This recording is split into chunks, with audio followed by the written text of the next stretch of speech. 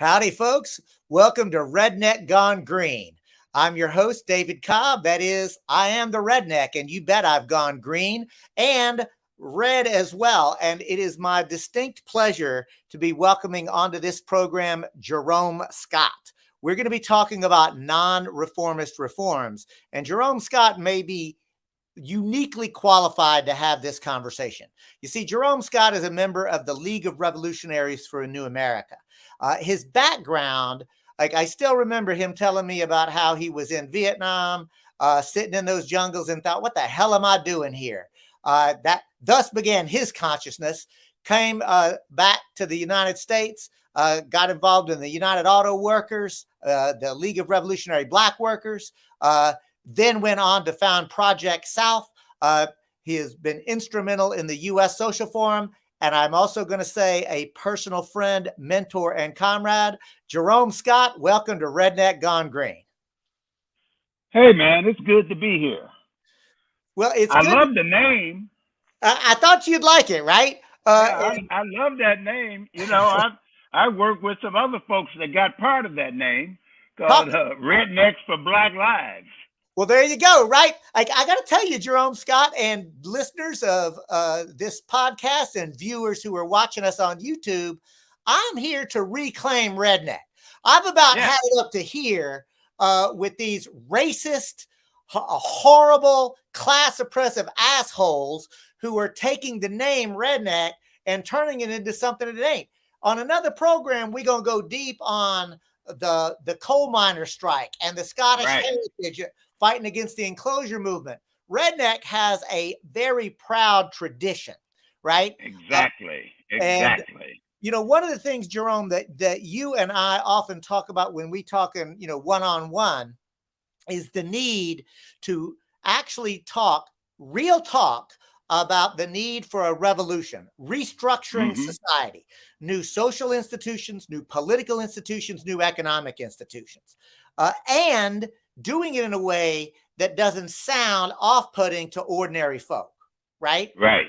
And so you've had a lot of history at that. So I'm going to ask you to just take us through Jerome Scott's consciousness. Like, like, tell us a little bit about yourself before we dive into this topic of non-reformist reforms. How did you become a revolutionary? Well, this is not a long program, so I'll give you the short version. As you said in the introduction, I found myself in Vietnam and realized that I didn't know why I was there. I mean, I knew I'd been sent there by the military, but I didn't know why the war was going on and what we were fighting for. And I thought to myself, why is it that you're someplace that you could be killed at any moment, but yet you don't have the rationale for why you're fighting here? And I promised myself back then that I would never be in another place where I couldn't explain why I was there. You know, and that set me on this road to figuring out, you know, what was going on in the world. Why is war one of the things that keep reoccurring over and over again? And what was the purpose of it? And I just trying to answer those questions led me to an understanding that if you really, really wanted to be clear on how this world works, you had to be a scientist. You had to study, you know. And so I ended up in a situation with the League of Revolutionary Black Workers back in the 1960s, where we actually decided that we had to study various philosophers, various intellectuals, including Marx and Lenin and Stalin. You know, we had to study all these people, a number of the African scholars. You know, we had to look into how they accessed the world. And it was through this assessment of the world and trying to figure out who was most closely associated with the way we lived and the way we understood the world, we ended up determining that we had to be Marxists, you know, and we had to understand that this world could be different. We have not always had a capitalist organization of society, and we could reorganize society if we could only get the power to do so. And that's what set me on this road to becoming a revolutionary, because I knew that what we had was not working for the vast majority of the people. It's working very well for a few people. What's happening with capitalism is not a mistake.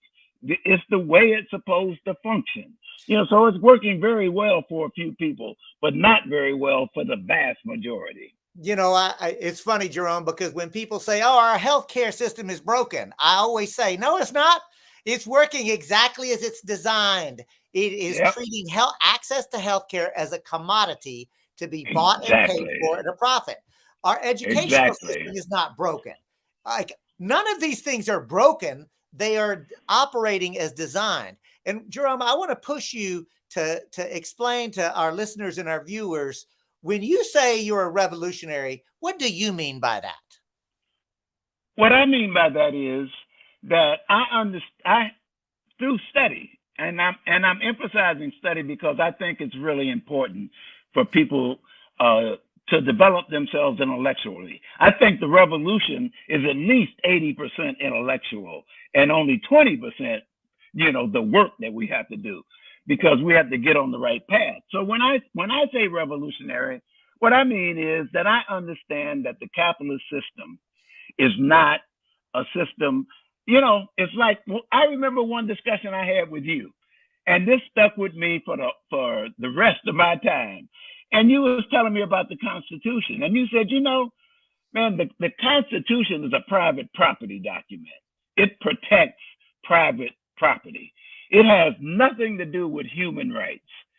And that really stuck with me, because that's the law of the land.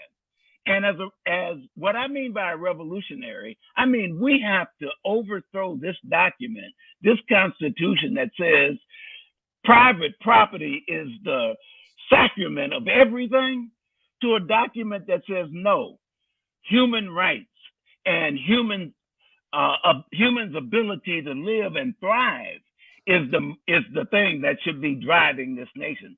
So when I say I'm a revolutionary, I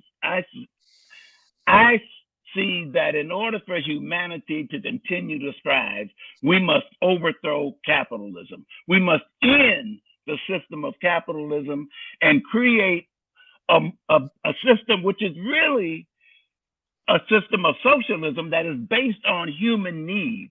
We get from people what they're capable of giving, and we give the people the ability for them to thrive. And we work, we have to build a system that really does eliminate white supremacy and really does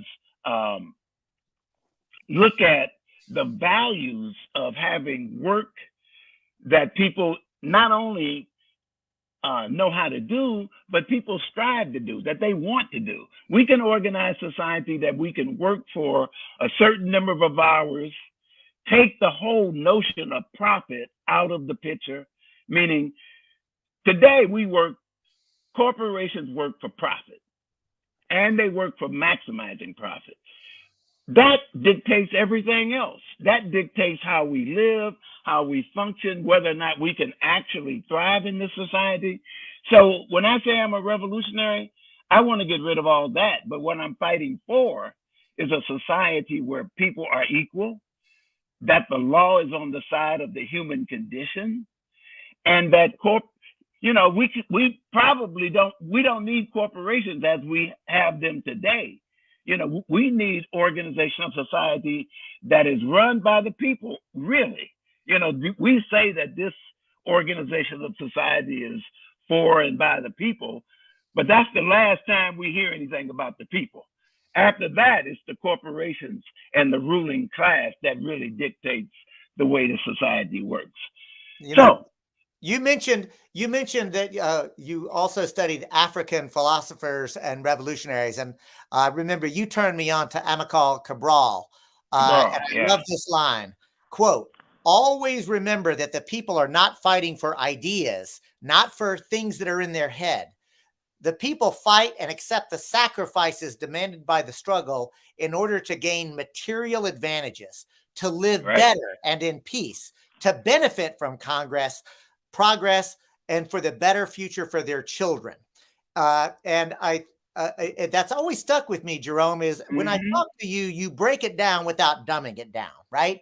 And so if we're talking about the need to restructure society, that brings us into the why do you fight for reforms, and what is a non-reformist reform? Mm-hmm. Because I've been with you now like for 25, 30 years, right? And I see you constantly in the fight, the struggle for reforms to make people's lives better. Talk about, as a revolutionary, why and how you do that. Well, first of all, let's look at the situation we're in today. Right now, today, um, we're in a situation where the demands of the people, say for good education, for really the kind of education that is not the education that they give you to try to find some minimal job, but to fight for education that will prepare you for the future of this world, an education that prepares you to contribute to the development of society. In this world today, the way we're functioning, we hardly get the type of education that will get us a decent job in regular education. So, and you can look at that for every institution of capitalism. You started talking about, how the institutions are working the way they were designed, and they are, but they're failing the people. I challenge you to give me one institution that's working a way that would service the people. Our education system, they're trying to teach that slavery had some benefits. That's an integral part to the state of Florida's proposed education program on Black history. So the Education Institute is really in disarray. Healthcare in disarray. If you don't have insurance, you can be turned down for healthcare at most hospitals. Every institution. So just think about that, and then think about our demands, our reforms. The first thing I think we have to do is make sure we demand what we need. Don't demand something because you think we can get it and it's not what we need. Let's demand what we need. We need an education system that is accessible from kindergarten to advanced education, accessible and free. That's what this society needs. Let's demand that, and not just for some. That should be for everybody. That would be a reform that the ruling circles would resist at every turn. And it's really not all that complicated. It's not like we're demanding something that can't be realized. It could be realized. We have the resources to do it. But in demanding and fighting for that reform, we place the ruling class in a position where what seems to be a very logical thing, they claim to be unable to do. And we could do that with healthcare. It's not that difficult. We just demand that people who need healthcare can access it, whether they're in rural America, whether they're in the middle of the ghettos of the cities, wherever you might be. We have the resources to have access to healthcare. Instead, we got hospitals closing, particularly in rural areas. So let's demand the stopping of closures of hospitals, the opening up of more medical institutions in communities, particularly rural communities and inner city communities that need them. Let's demand that. That's a simple demand, but that's a demand that the ruling class will fight tooth and nail. As a matter of fact, if you think about it, they're taking back the reforms that we have already fought for and so-called achieved. Voting rights. women's rights to medical care of their choice. You know, all of the reforms that we fought for in the 60s and the 70s are now either under attack, or have been rolled back. You know, and so, you know, we can't just rely on reforms. And here's the key to this question, I think, of how do you fight for reforms without becoming a reformist? A reformist thinks that if we get, you know, say, for instance, we get the right to vote like we got, a reformist thinks that that's going to solve the problem, that problem is solved. Well, look at it now. They're taking that right back. They're limiting our access to voting to the extent where literally in Georgia just last week, 200,000 people were kicked off the voting rolls, you know, for some little technicality. So that reform is under attack when we thought it was gotten. So the trick to this is, you know, it's a lot like, you know, you got an understanding that we have to fight for these immediate needs of the people. But you got to connect that up with your long-term goals. You got to have that connected to how are we going to not only get that reform, but secure it. Now, we've proven over the years that we can fight hard and get reforms. What we are seeing today is that we can't hold on to them because capitalism, the moment you enact the reform, that reform is under attack immediately. And it might take 50 years, like it did, you know, with the abortion deal. It might take 50 years to roll it back, but they're constantly trying to roll it back. So the way you fight for reforms without becoming a reformist is that you fight for this reform in connection with the revolutionary process of getting rid of capitalism and setting it up on a new basis so we can protect that reform and expand it, not attack it and contract it. You know, I'll say Catherine, who I know lives in rural Texas, actually wrote in a comment at 312.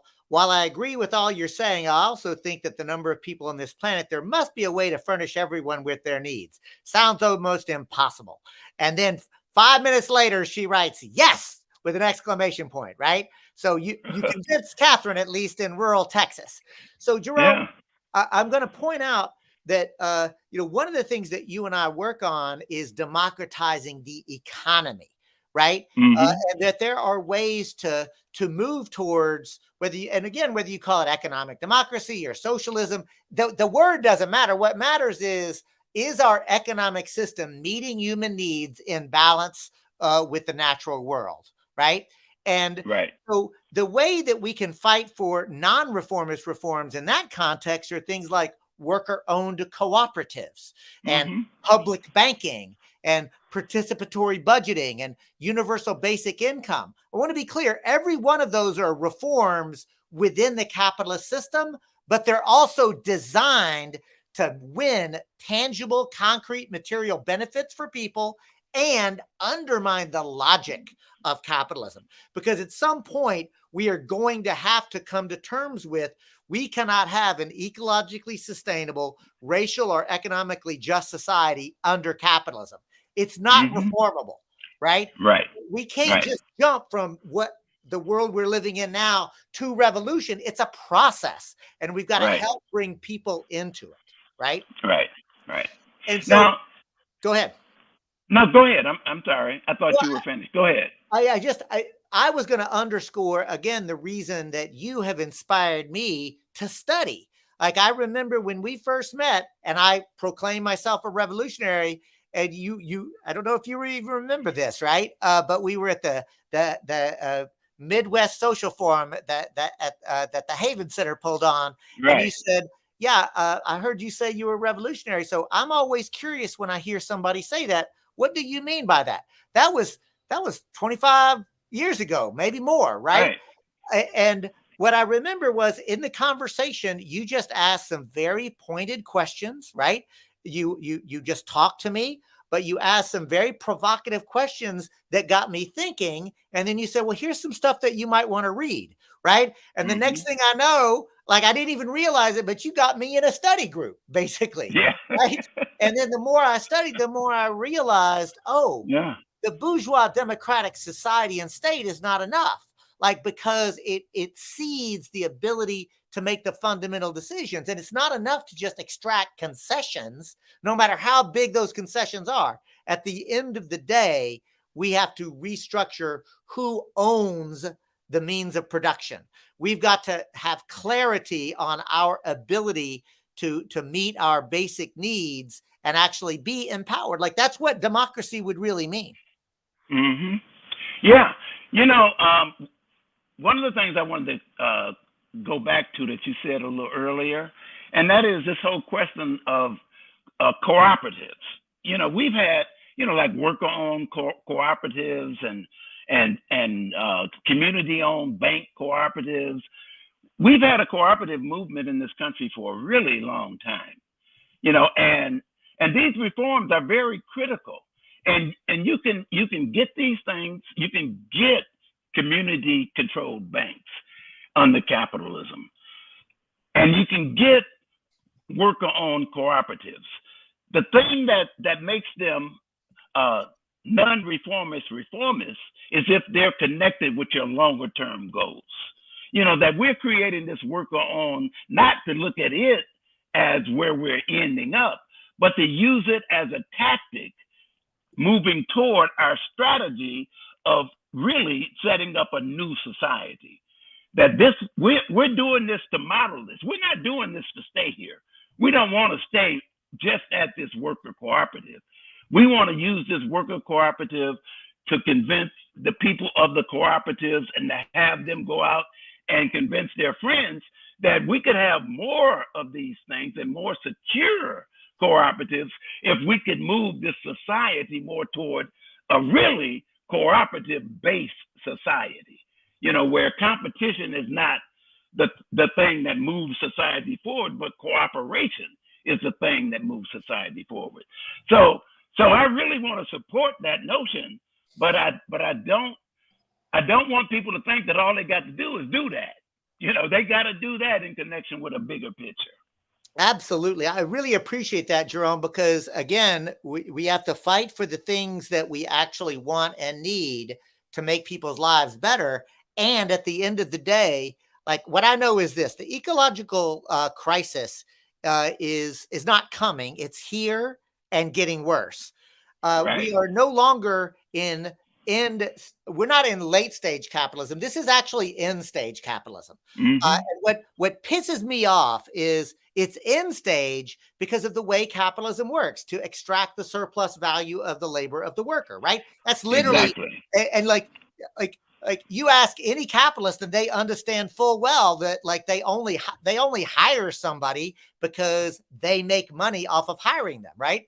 It's like any economics class, any business class 101 will do that. But the point is this: with automation, robotics, technology, and now artificial intelligence, right? The political economy is being restructured. The question is, what is it going to look like? Right. Hey, Jack Rabbit, and that restructuring is actually undermining capitalism, just like you said.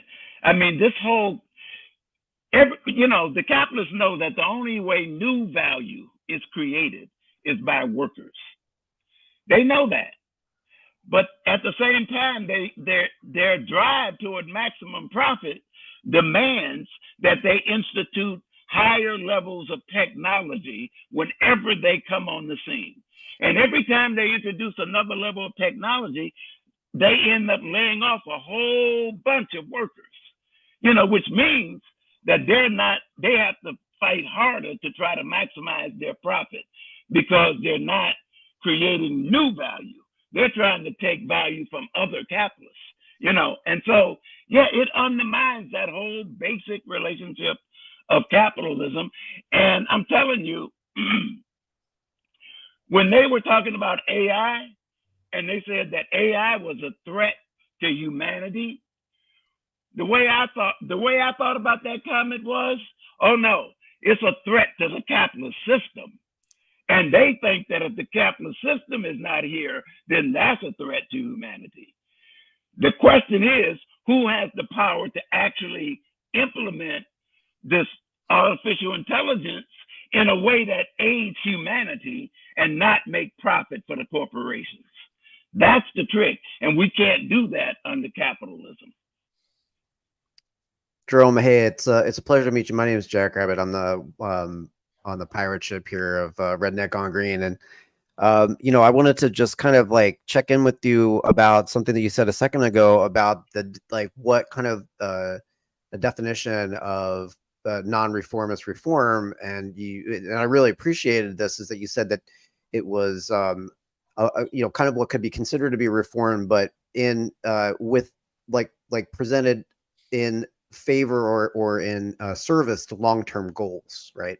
Right. And I'm really grateful for that. I think that's a very thoughtful and meaningful kind of definition.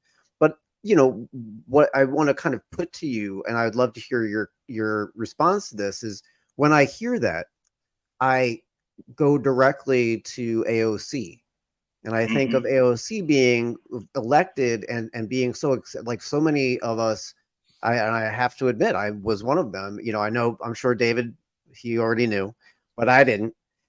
I wanted to believe. I was very excited, and and you see the corrupting influence of the existing institutions that she, as soon as she became a part of that. Now, of course, obviously, we have no idea what was going on inside her head at the time, but I will tell you, I saw her very early on, maybe even before she got elected, but I think it was probably after. And she attended it was a discussion about municipalism in Spain, which is like, I'm not sure if you're familiar, but it's like a very localized organizing around electoral politics that was extremely successful. And she was there and she was talking about all this highfalutin kind of like rhetoric. Now I think it's hard for anyone who's paying attention not to see her as baby Pelosi. And so all that is to ask you, Jerome, right? Like, how do we get there from here? How do we? Because it's a great idea to have those reforms, and I would argue having the long term that we can all agree on is questionable. But even with those reforms, how do we get to what you're talking about? What practical steps can be taken with such a corrupt system? Look, there are David said it, this society, this economy today is in really bad shape. I mean, they tell us that we got the lowest unemployment that we've had in 50, 60 years, they say. But what they don't tell us is that only about 60% of people who could be working is actively trying to work. Is actively participating in the in the job market. Only about 60%. So that means that you got 40% of the working people who have been looking for a job, can't find a living wage. They're just decided that they have to drop out of that system and try to make a living in some other way. So the economy is really in bad shape today. And how do we get from here to there? We have to organize. We have to make sure that we speak to people, on everyday people, your neighbors, your coworkers. We have to talk to them about what's going on in their lives. How are they doing economically? If we got together as a community of people, could we demand more and get more from our elected officials? Can we make them do what they promised us that they were going to do when we went out and voted for them? Can we have the fights in our employer, with our employer about our contract negotiations? If we organize the workers at that shop or at that plant or at that warehouse, and instill upon them the need that organization can determine the future of how we live and whether or not we can get the things that we need to thrive. I mean, my point here is that first we have to organize. That's the first way we get there. The second, we have to educate ourselves. It's one thing to say we want higher wages. and fight and organize to get those higher wages. There's another thing to say, what is the wage system? Can it ever be fair? Am I ever going to get a fair day's work for, a fair day's pay for a fair day's work? And when you begin to study the wage system, you realize that they have stolen the value that we created way before you even get to the wage system. So if you understand that the wage system is already rigged against you, then not only do you fight for higher wages, you fight to get rid of that wage system and to move on to where we actually receive the value that we create in the workplace. So it's organize and educate, and then you organize and educate, and then you want to have a vision of the future. What is it that we're fighting for? And, we're fighting for a society where no one can get sick and not get the kind of health care that they need, that no one can be hungry or homeless. I mean, it's incredible, the homelessness and the way it's growing throughout this country right now when the economy is supposed to be so good. If this economy is so good, how come we have a growing number of homeless people living on our streets and under bridges? And we would be talking about a situation where not only do we organize for housing at a reasonable and accessible price, but we also organize why it should never, ever be homelessness in our society.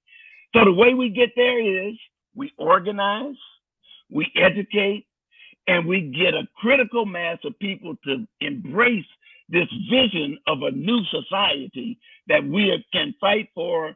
We can begin to practice it in our cooperative formations that we have, but ultimately we know that we got to create this new vision in order to not only fight for reforms, but actually get them and hold them. That's the way we get there. And so, thank you, Jerome, for the answer, and Jack for the question. And I'm gonna get really concrete and specific because you talked about AOC and reforms, and I'm going to use the Green New Deal as an example. Right now, actually, there are broadly three different Green New Deals. You ready?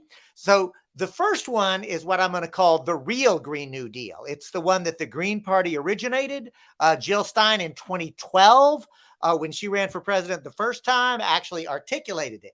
And that Green New Deal had three component parts. The first was to wean ourselves off of fossil fuels within a 15-year period, right? So it had to do with pollution and global warming and fossil fuels. That was point one.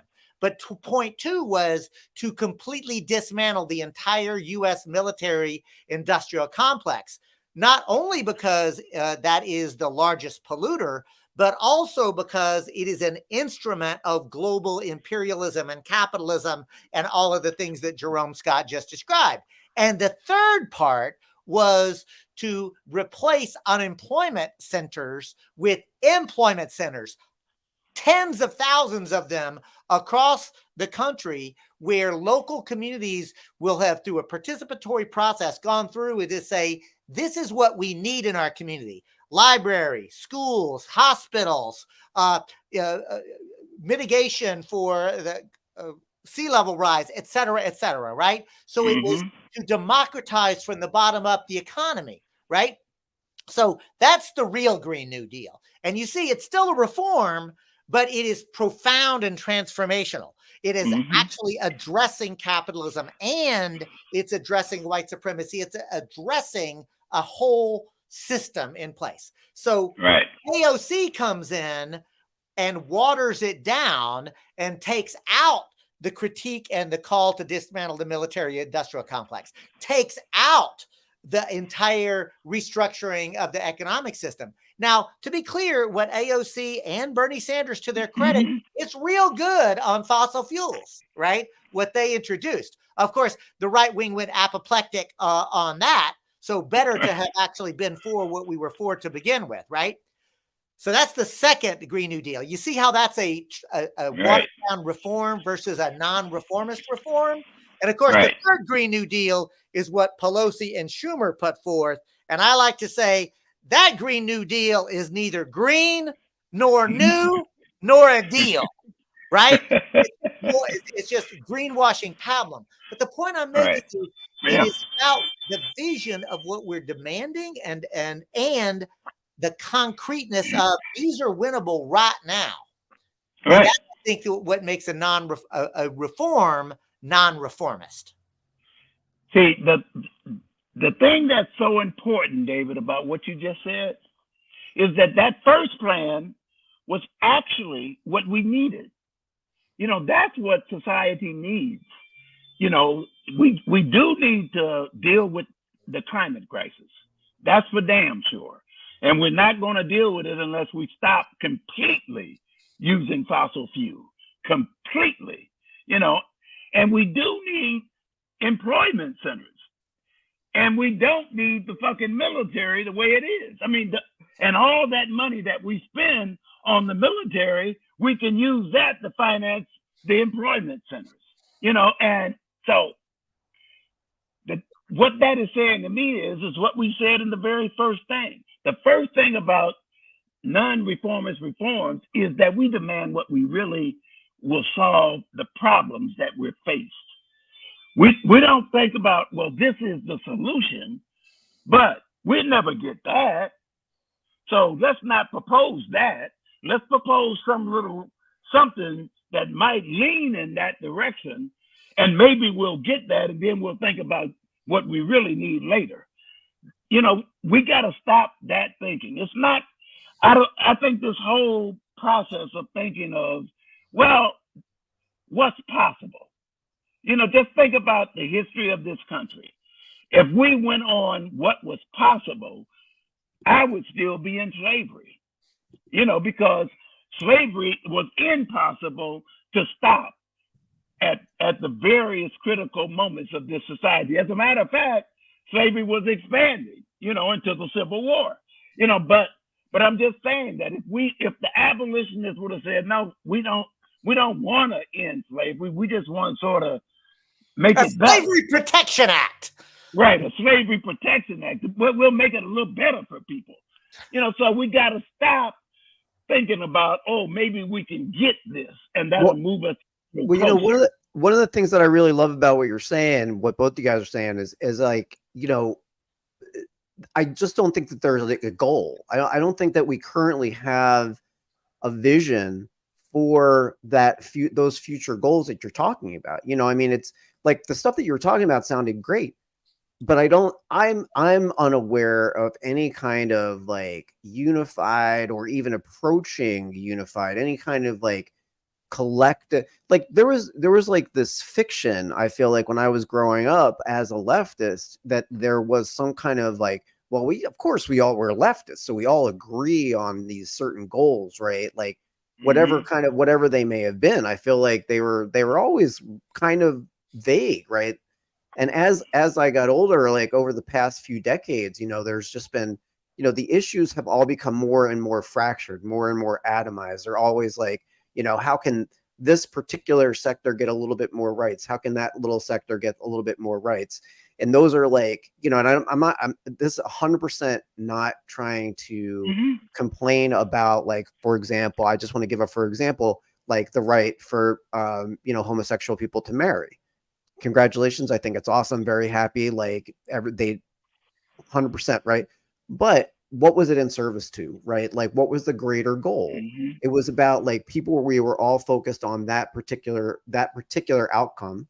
And once that outcome was served, then what, right? There was no then what. And so, you know, I feel like what I'm trying to get at, and my apologies if I wasn't being clear, is without those unifying goals that you're describing, right? The reforms, even as exciting and hopeful they may be, they're just regular reforms. They're not non-reformist reforms, as you were talking about, right? It's the goals in the future to take understanding them as steps to a better world, right?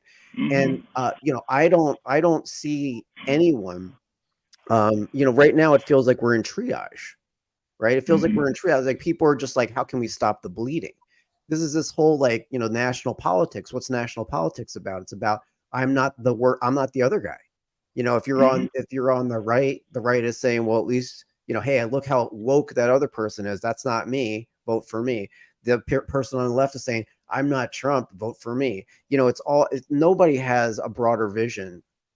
And that goes for the left as well. So as much as I love the things that you're talking about, Jerome, and David as well, it's like where is that big vision? Where is that unifying rallying point for people? Because I don't see it.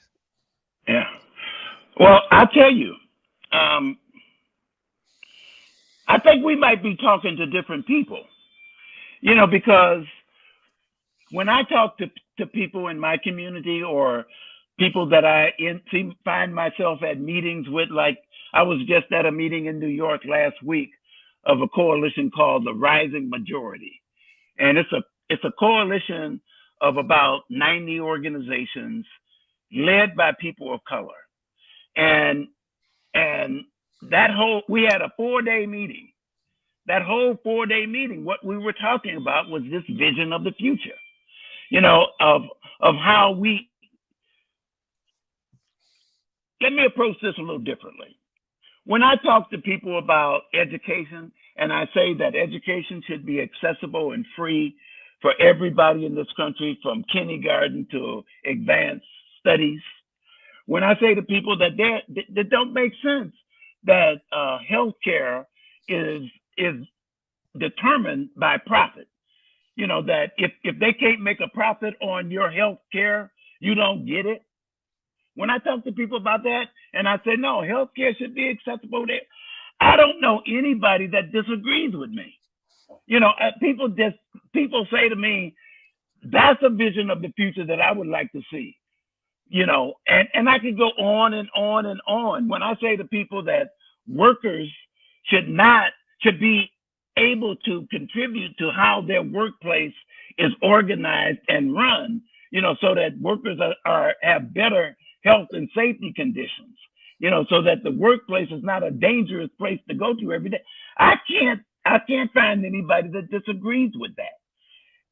The problem is that the ideological and propaganda machine of this country, when you say like socialism, will organize a society in such a way that all these things are present, and that society is a socialist society. People forget that they agreed with all the demands that led up to that society, and say, wait a minute, that concept is not a clear concept to me. That's what happens. I think that people do have the vision of the future. We got to let them realize that when we say we're going to reorganize the society so that those goals can be met, that's a good thing, not some, thing that they talk about people eating their babies or something. This is a society organized in such a way to meet human needs, and a society that takes profit out of the picture and removes corporations from making all the goddamn decisions. And when I present that vision, when I say that's what, I get people telling me all the time, man, yeah, that's the kind of society I want to live in. That's the kind of society I want my grandkids to live in. So I don't know. I mean, I think that you're right on the one hand, that if we come with these concepts without backing them up with what we're talking about concretely and materially, then yes, we're going to get resistance. But when you show people the material advantages that humanity has on this different organization of society, you get an amen. And I'll tell you, I am reminded Nelson Mandela famously said, everything important seems impossible until it is done. And, right. You mentioned slavery. I mean, like, remember, Catherine and one of our guests, our listeners, viewers, who's made a few comments. So thank you for that, Catherine. But, Catherine, there was a time, I'm going to assume your gender based on your name. There was a time when women not only could not vote, but women were chattel property. Their entire Right. legal relationship was a function Right. of the men of their lives, first their fathers and then their husbands, period, full stop. I mean, like, we can go down the list of things that seemed impossible at the time, but ordinary people, educated, agitated, and then made and implemented plans to make those kind of changes. And I think that's the thing, Jack. I totally appreciate the point you're making and agree with Jerome on the one hand, but then there's on the other hand. Because whenever I talk to people about, look, as the Spice Girls would say, what do you want? What do you really, really want? Like, Right. it's not longer, like, it's not bigger cages, longer chains. That's not what people really, really want. What people really want is meaningful, productive work for which they will be acknowledged and appreciated. See, that's the other thing. The right wing and these capitalist pigs, they lie and they say people are lazy and don't want to work. Bullshit. People want to work. If by work you mean meaningful, productive human activity that makes yourself better and other people better, people line up for that. Look, anytime there is a crisis, people don't get, like, they just go out and help each other. That's the human condition. That's our birthright. We're supposed to be doing that. That's why we feel better when we do it together collectively. And I could go down the list. The reality is people want to live in balance and harmony. They want meaningful, productive work. They want relationships with each other that make themselves feel good. They want their kids to get along. And if we actually recognize that we have to break that down without dumbing it down, we just have to speak plainly to folk about the world that we want, that they see that they want it too, what's going to end up happening is clarity on class. And I don't mean socioeconomic class. I mean classification of who owns what. Because the reality is that there is a owning class and a laboring or working class. That's what I mean when I talk about class. And I often say, man, I used to say I've got one enemy, and that is my class enemy. But nowadays, Jerome, I'm going to be honest, I've actually recognized, oh man, I've got members of my own class that are turning into my enemy because they are siding with the fascists. Oh yeah. Oh yeah. My job, definitely. Here at Redneck Gone Green is to convince everyone that our interests are united. We have to unite the laboring working class together against the predatory class that are dividing us. That's my job. Right. And you just mentioned something that we hadn't talked about that I think we should spend a minute on. And that is this march toward fascism in this country. First of all, I think it's important that we recognize that fascism, the institution of fascism, is a political institution. It's still part of the capitalist society. As a matter of fact, the only reason they're thinking about changing the political structure is because they're afraid that more and more people are becoming conscious that we need to change this system. That's the problem that they're faced. They're looking down the road and saying, damn, we know how this society is going to go because we're driving it in that direction. And we're seeing more and more people become conscious that we can no longer live nor thrive within capitalism. And so they're saying that in order for us to control this system, we have got to move toward a more dictatorial organization of our politics. We live under a bourgeois democracy, a so-called democracy right now. What the drive toward fascism is to say, no, you don't have those rights. You don't have no democratic rights. All your rights is determined by whether or not you support capitalism as a system. And you're willing to fight for capitalism as a system. If you do that, then you got rights. If you don't, then you don't. And so if you think about that, why are they going toward fascism when bourgeois democracy has worked for so long? Because they're afraid that the mounting understanding of what's happening in this world is getting to the point where people are recognizing that capitalism as a system is our number one enemy. And so they're trying to protect it. And so we gotta, We got to move to make sure that fascism is not consolidated in this country. As a part of the process of moving toward overthrowing capitalism, we got to go through this motion toward fascism. The way I look at it is fascism is rising because, as Jerome says, it's a political economic system. Fascism is not just jackbooted thugs or totalitarians, although that is how they enforce it. But it is a world order that articulates there is us and them, and the us needs to be protected from the them. And it's always nationalist. And that's why in this country with white supremacy, it's always white nationalist. But remember, in Africa, there are black-skinned fascists. In India, that's right, there are brown-skinned fascists because it's that's national, right?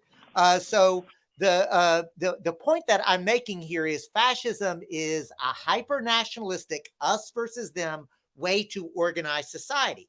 Why did it arise in the 1930s? Why is it arising now as like viable ideas? Because in the 1930s, the entire political economy was basically in flux and in turmoil, being restructured from an agrarian one to what we now know as an industrial one. Mm-hmm. We have the advantage of looking back and knowing that. But at the time, all we knew is, oh my God, like what is happening? And the fascists say, we got you. To the white working class, they say, you're right, you're under attack, you're threatened, we've got a plan for you, right? And now today, the same Wait a minute. Go ahead. In addition to that, I totally agree with you, David. But in addition to that, you had Germany moving toward socialism. There was a big socialist movement in Germany. You had the Soviet Union back then pushing and giving people a model of how they can move the society forward. So yes, all those things, plus they were afraid that socialism might also move into Germany and Italy and all the other fascist regimes that came about. So that's then, right? And today, because you see automation, robotics, technology, artificial intelligence, and people understand and they see the ecological collapse, they see economic uncertainty, and they see the politics. So fascism is emerging as a solution politically to that problem. And I genuinely and sincerely believe I'm not creating the polarization, but I am describing it. I honestly think that in this moment, we are at a which side are you on moment. And people are either going to have to choose, I'm on the side of love and compassion and cooperation, the vision that Jerome and Jack and Catherine and myself have been describing, or I'm going to fall in line with the fascist ideology. And my job, again, is to convince them, no, we can have the world that you actually want. What you really, really want, we can win that world. And people who've done it before. And I'm going to conclude with this, that throughout all of human history, 90% of the time, humans were literally living in cooperative societies. That's our birthright. Right. Over 95% of the time, human beings were on this planet. We actually operated in a communalist way, right? And food was shared freely amongst whoever the we was. This is the thing, y'all. Today, we have the capacity, the technology, and the knowledge. There is enough to go around. Scarcity is not the issue. The issue is who controls the allocation of the goods and services that are available. Right. Amen, brothers. Well, with and that, remember, I'm gonna drop off, guys, and let you all wrap up. Okay. Thank you, Jack. Okay. All right. Thank you, Jack Rabbit. The other thing about that, David, is that there's some misconception about fascism. Some people think fascism is a battle, between people who are not in power and some other people trying to get power. No, this is the capitalist ruling class trying to figure out how to protect capitalism and how to control the masses of the people who are beginning to be conscious that capitalism is our enemy. And I'm gonna actually say this, and we'll circle back for another conversation, Jerome. But the neoliberal Democrats are creating the conditions by which the fascists flourish. Right. Like they are not our friends. They are not going to act. They do not share our vision. Now, they'd prefer to do it with a velvet glove, but make no mistake, it is an iron fist with which they rule. Exactly. So, Jerome, Scott, this has been a phenomenal conversation. We're already at our hour. I want to thank you very much. I'm going to give you some any final thoughts before we wrap up. Yeah, I just want to say that it seems like a daunting task, but I think it's important for people to realize that if we get organized and we educate ourselves and we develop a collective vision of the world that we're fighting for, this is a task that we can do. You know, capitalism is in its final stages, but it ain't gonna die. You know, it will not die of its own. We have to actually kill it, you know, and we can do it. We have the power on our side to do that. We just haven't collectivized ourselves enough to realize it. But we're moving in that direction, and we can be successful. Well, Jerome, Scott, I want to thank you so much for coming on Redneck Gone Green, and I want to thank you, the viewer, listener. If you are watching live, thank you very much. If you're on YouTube, please forward that link, like, share, subscribe. I know everybody says it, but that's how the algorithm works, right? Like, make no mistake about it, the ruling elite are no, stop myself. I'm going to stop calling them the elite because they're not better than us. The predatory class shaking their boots when they see a redneck and a black man have a conversation like what we're having. I swear. I swear. And that's they their nightmare. It's a nightmare for them. And then if other people start hearing it and talking about it too, then the next thing you know, a movement's on your hands. So I'm going to ask you again, like this video, share it, comment on it. We have to break the algorithm because the corporate media has figured out how to say, oh, you've got free speech, except for they don't let us actually get our message out. I'm convinced that when ordinary people hear conversation in plain language, they with us. Yep. I agree more than 100%. All right. And look at here, y'all. This is the end of Redneck Gone Green, episode number 2. Next Tuesday at 3 p.m. Pacific, 4 p.m. Mountain, 5 p.m.